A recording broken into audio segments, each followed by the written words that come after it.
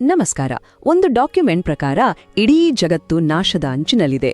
ಅದಕ್ಕೆ ಕಾರಣವಂತೆ ತೈಲಶಕ್ತಿ. ಅಂದಹಾಗೆ ಇದು ಯಾವುದೋ ಸಿನಿಮಾದ ಕಥೆಯಲ್ಲ, ಬದಲಿಗೆ ನಾವು ಇಂದು ವಿಶ್ಲೇಷಿಸಲಿರುವ ಒಂದು ವಿಶಿಷ್ಟ ದಾಖಲೆಯ ವಾದ. ಇದು ಸಮಸ್ಯೆಯನ್ನ ಹೇಳಿ ಸುಮ್ನಾಗಲ್ಲ, ಬದಲಿಗೆ ನಂದಿಶಕ್ತಿ ಅನ್ನೋ ಒಂದು ಪರಿಹಾರವನ್ನು ಮುಂದಿಡುತ್ತೆ. ಏನಿದು ನಂದಿಶಕ್ತಿ? ಬನ್ನಿ ಇದರ ಬಗ್ಗೆ ಇನ್ನಷ್ಟು ತಿಳಿದುಕೊಳ್ಳೋಣ. ಈ ಡಾಕ್ಯುಮೆಂಟ್ ಶುರುವಾಗುವುದೇ ಒಂದು ಗಂಭೀರವಾದ ಹೇಳಿಕೆಯೊಂದಿಗೆ. ಅದು ಹೇಳುತ್ತೆ, ಮಾನವಕುಲ ಕೇವಲ ತಾತ್ಕಾಲಿಕವಾಗಿ ಸಿಗುವ ತೈಲ ಶಕ್ತಿಯನ್ನೇ ನಂಬಿಕೊಂಡು ನಂದಿ ಸಂತತಿಯ ಮಹತ್ವವನ್ನು ಮರೆತು ಮುಂದುವರಿಯಲು ಪ್ರಯತ್ನಿಸಿದ್ರಿಂದ ಇಡೀ ಜಗತ್ತು ವಿನಾಶದ ಅಂಚಿಗೆ ಬಂದು ನಿಂತಿದೆ. ಅಂದ್ರೆ ಇದು ಕೇವಲ ಪರಿಸರ ಕಾಳಜಿಯಲ್ಲ, ಬದಲಿಗೆ ಇಡೀ ಮಾನವ ನಾಗರಿಕತೆಯ ಅಸ್ತಿತ್ವಕ್ಕೆ ಬಂದಿರುವ ದೊಡ್ಡ ಅಪಾಯ ಅಂತ ಈ ಡಾಕ್ಯುಮೆಂಟ್ ವಾದ ಮಾಡುತ್ತೆ. ಸರಿ, ಹಾಗಾದ್ರೆ ಈ ಡಾಕ್ಯುಮೆಂಟ್ ಪ್ರಕಾರ ಈ ಬಿಕ್ಕಟ್ಟಿಗೆ ಅಸಲಿ ಕಾರಣವಾದ್ರೂ ಏನು? ಅದಕ್ಕಿಂತ ಮುಖ್ಯವಾಗಿ ಅದು ಸೂಚಿಸ್ತಿರುವ ಪರಿಹಾರ ಏನು? ಈ ವಿಶ್ಲೇಷಣೆಯಲ್ಲಿ ನಾವು ಈ ಪ್ರಮುಖ ಪ್ರಶ್ನೆಗಳಿಗೆ ಉತ್ತರ ಹುಡುಕೋಣ. ಮೊದಲಿಗೆ ಈ ಡಾಕ್ಯುಮೆಂಟ್ ಸಮಸ್ಯೆಯನ್ನ ಹೇಗೆ ವಿವರಿಸುತ್ತೆ ಅಂತ ನೋಡೋಣ.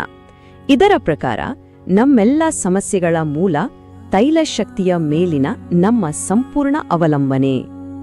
ಈ ಡಾಕ್ಯುಮೆಂಟ್ ಮಾಡೋ ಹೋಲಿಕೆ ನಿಜವಾಗ್ಲೂ ಇಂಟ್ರೆಸ್ಟಿಂಗ್ ಆಗಿದೆ. ಒಂದು ಕಡೆ ತೈಲಶಕ್ತಿ ಇದು ಮುಗಿದು ಹೋಗುವ ಪೆಟ್ರೋಲ್, ಡೀಸೆಲ್ ಮೇಲೆ ನಿಂತಿದೆ, ಪರಿಸರವನ್ನ ಹಾಳು ಮಾಡುತ್ತೆ ಮತ್ತು ಆರ್ಥಿಕವಾಗಿ ದೇಶಗಳ ನಡುವೆ ಜಗಳ ತರುತ್ತೆ. ಇನ್ನೊಂದು ಕಡೆ ಪರಿಹಾರವಾಗಿ ನಂದಿ ಶಕ್ತಿಯನ್ನು ಮುಂದಿಟ್ಟಲಾಗಿದೆ. ಇದು ನಮ್ಮ ಜಾನುವಾರು ಸಂತತಿಯ ಮೇಲೆ ನಿಂತಿದೆ, ಪ್ರಕೃತಿಯ ಜೊತೆ ಹೊಂದಿಕೊಂಡು ಹೋಗುತ್ತೆ ಮತ್ತು ನಮ್ಮನ್ನು ಸ್ವಾವಲಂಬಿಗಳನ್ನಾಗಿ ಮಾಡುತ್ತೆ ಅಂತ ಹೇಳಲಾಗಿದೆ. ಈ ತೈಲಶಕ್ತಿಯ ಮೇಲಿನ ಅವಲಂಬನೆಯಿಂದ ಆಗ್ತಿರುವ ಪರಿಣಾಮಗಳು ಭಯಾನಕವಾಗಿವೆ ಅಂತ ಈ ಪಠ್ಯ ಹೇಳುತ್ತೆ. ಈಗಾಗಲೇ ಜಗತ್ತಿನ ಅರ್ಧಕ್ಕಿಂತ ಹೆಚ್ಚು ಭೂಮಿ ಮರುಭೂಮಿಯಾಗ್ತಿದೆ.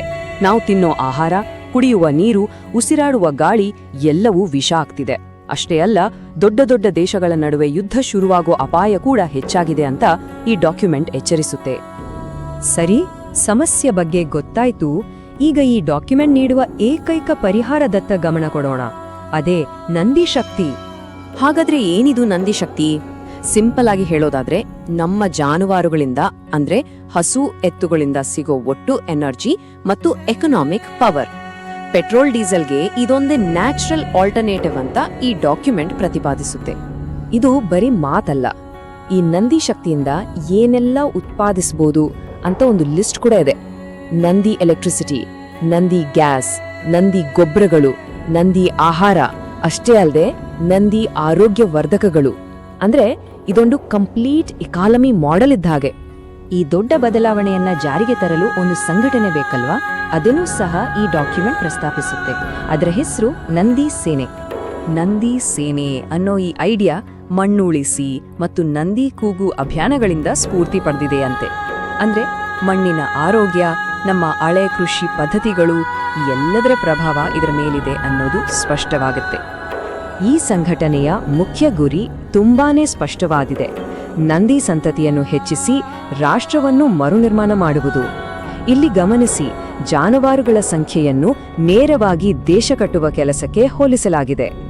ಸರಿ, ಹಾಗಾದ್ರೆ ಈ ನಂದಿ ಸೇನೆಯ ಸದಸ್ಯ ಅಂದ್ರೆ ನಂದಿ ಸೈನಿಕ ಅಂತ ಯಾರನ್ನ ಪರಿಗಣಿಸಲಾಗುತ್ತೆ? ಉತ್ತರ ಕೇಳಿದ್ರೆ ಬಹುಶಃ ಆಶ್ಚರ್ಯ ಆಗ್ಬಹುದು. ಮೊದಲನೆಯದಾಗಿ, ಜಾನುವಾರುಗಳನ್ನ ಸಾಕುವ ಪ್ರತಿಯೊಬ್ಬ ರೈತರು ನಂದಿ ಸೈನಿಕರು. ಓಕೆ, ಇದನ್ನ ನಾವು ಊಹಿಸ್ಬೋದು. ಎರಡನೇದಾಗಿ, ಶಿವನನ್ನ ಪೂಜೆ ಮಾಡುವರೆಲ್ಲರೂ ನಂದಿ ಸೈನಿಕರಂತೆ. ಇಲ್ಲಿ ಒಂದು ಧಾರ್ಮಿಕ ಆಯಾಮ ಕೂಡ ಸೇರ್ಕೊಳ್ಳುತ್ತೆ.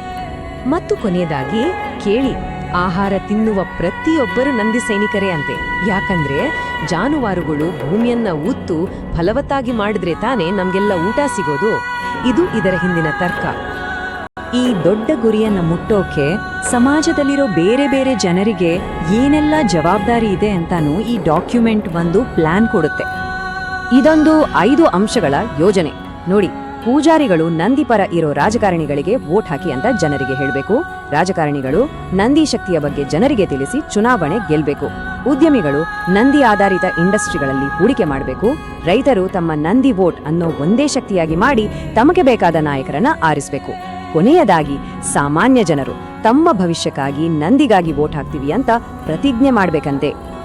ಸರಿ, ಈ ಎಲ್ಲಾ ಪ್ರಯತ್ನಗಳಿಂದ ಕೊನೆಗೆ ಆಗೋದೇನು? ಈ ಡಾಕ್ಯುಮೆಂಟ್ ಪ್ರಕಾರ ಭವಿಷ್ಯ ಹೇಗಿರುತ್ತೆ ಅಂತ ನೋಡೋಣ. ಈ ಡಾಕ್ಯುಮೆಂಟ್ನ ಮೂಲವಾದ ಏನು ಅಂದ್ರೆ, ಕೇವಲ ನಂದಿ ಆಧಾರಿತ ರಾಜಕೀಯ ವ್ಯವಸ್ಥೆ ಬಂದ್ರೆ ಮಾತ್ರ ದೇಶದ ಬಹುಪಾಲು ಜನರಿಗೆ ಒಂದು ಸಮೃದ್ಧ ಭವಿಷ್ಯ ಸಿಗಲು ಸಾಧ್ಯ ಅನ್ನೋದು. ಇದನ್ನ ಸಾಧಿಸಲು ಈ ಪಠ್ಯ ಒಂದು ಸ್ಪಷ್ಟವಾದ ರಾಜಕೀಯ ಆಕ್ಷನ್ಗೆ ಕರೆ ಕೊಡುತ್ತೆ.